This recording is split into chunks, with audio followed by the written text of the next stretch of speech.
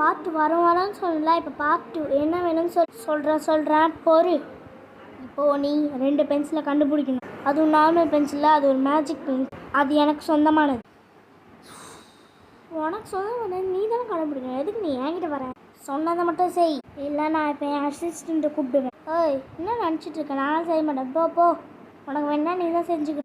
யார் உன் அசிஸ்டண்ட்? அப்படி கூப்பிடு வச்சுக்கிறேன். எங்கள் பாஸ் தான் சொல்கிறேன்ல, கேளு.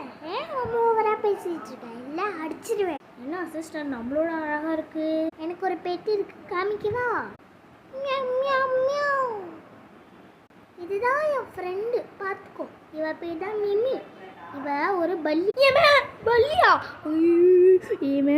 சொல்லு அந்த 2 பென்சில் நான் கண்டுபிடிச்சேன். சீக்கிரம் பக்கத்தில் தான் இருக்கு. பக்கத்தில் இருக்கா?